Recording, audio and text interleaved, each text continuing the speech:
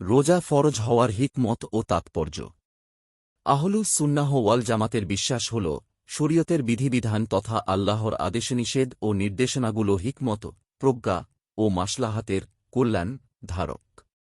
আল্লাহ নিজের জ্ঞান ও প্রজ্ঞার আলোকে বান্দার কল্যাণেই শরীয়তের বিধান দান করেছেন। ইমাম আবু হানিফা রহমাতুল্লাহ আলাইহি বলেছেন, মহান আল্লাহ তাঁর সব কাজই নিজের প্রজ্ঞার আলোকে করেন।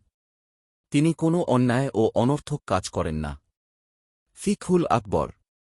সে হিসেবে বলা যায়, রমজানের রোজা পালনের মধ্যেও বান্দার প্রভূত কল্যাণ নিহিত আছে।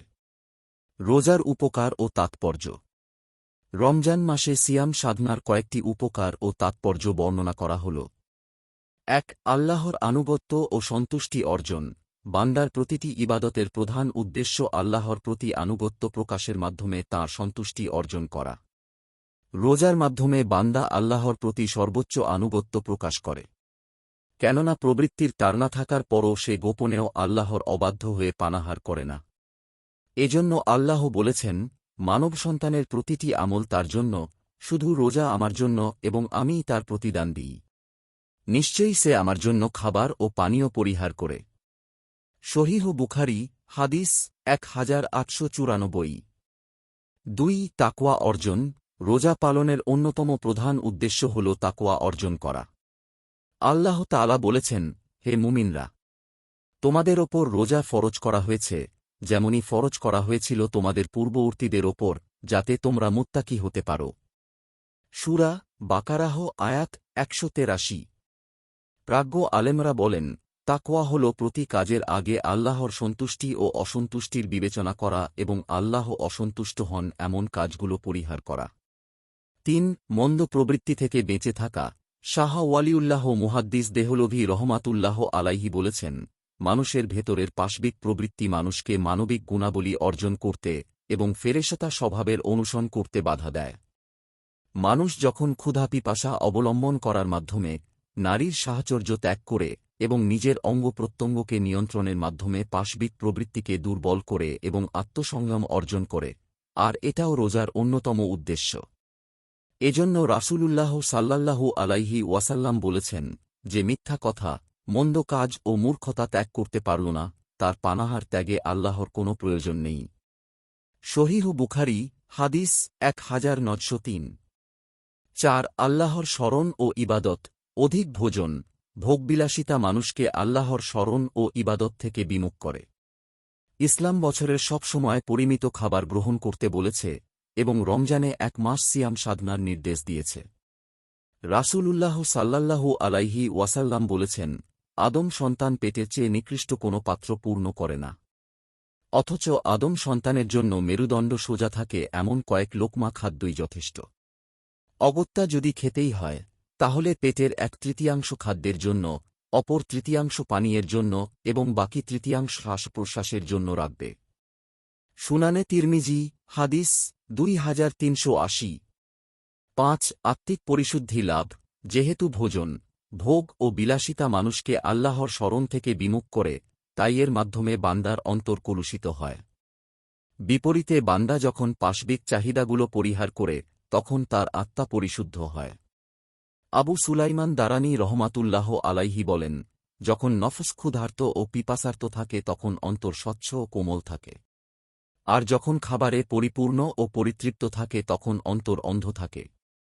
জামিউল উলুমি ওয়াল হিকাম, ৯ ডিভিশন ২৬।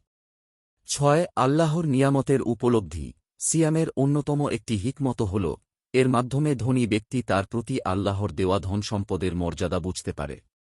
যেহেতু আল্লাহ তাআলা তাকে খাদ্য, পানীয় ও স্ত্রীর মতো নিয়ামত প্রদান করেছেন, যা থেকে সৃষ্টি জগতের অনেকেই বঞ্চিত রয়েছে।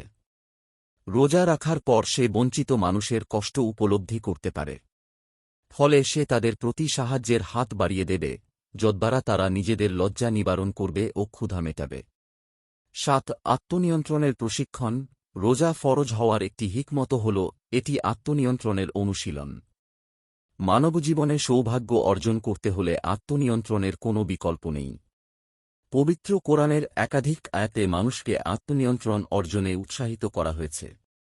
আল্লাহ তাআলা বলেন, যে স্বীয় প্রতিপালকের সামনে উপস্থিত হওয়ার ভয় রাখে এবং প্রবৃত্তি থেকে নিজেকে বিরত রাখে, জান্নাতই হবে তার আবাস। সূরা নাজিয়াত আয়াত 40-41। ৮ শয়তানের প্রভাব কমে। হাদিসে এসেছে, রমজান এলে শয়তান বন্দী হয়। এর একটি ব্যাখ্যা হল মানুষের ওপর শয়তানের প্রভাব বিস্তারের ক্ষমতা কমে। কেননা হাদিসে এসেছে, শয়তান আদম সন্তানের রক্তের সঙ্গে শিরাউপশিরা দিয়ে চলাচল করে। সহিহ বুখারী। রোজা রাখলে ক্ষুধাতৃষ্ণার কারণে মানুষের রক্ত চলাচলের পথ সংকুচিত হয়ে পড়ে। ফলে দেহের অভ্যন্তরে শয়তানের চলাচলের পথ সংকীর্ণ হয়ে যায়। ৯ চারিত্রিক রক্ষাকবচ। রোজা মানুষের চরিত্র রক্ষায় সহায়তা করে। এজন্য রাসূলুল্লাহ সাল্লাল্লাহু আলাইহি ওয়াসাল্লাম যুবকদের উদ্দেশ্যে বলেছেন, হে যুবক সম্প্রদায়! তোমাদের মধ্যে যে ব্যক্তি বিবাহ করতে সক্ষম, সে যেন বিয়ে করে। কেননা তা দৃষ্টি অবনত রাখে ও লজ্জাস্থান হেফাজত করে। আর যে বিবাহ করতে সক্ষম নয়, সে যেন সিয়াম পালন করে। কেননা সিয়াম তাকে কামভাব থেকে বিরত রাখবে। সহিহ বুখারী হাদিস 1905। ১০ স্বাস্থ্যগত উপকার।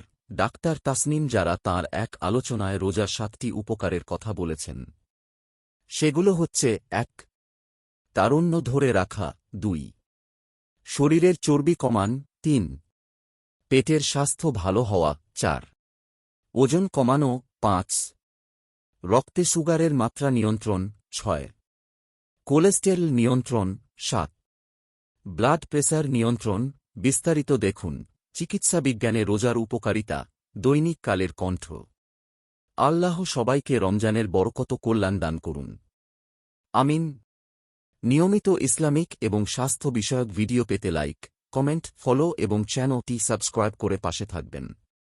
মহান আল্লাহ আপনাকে উত্তম যা দান করুক। আমিন।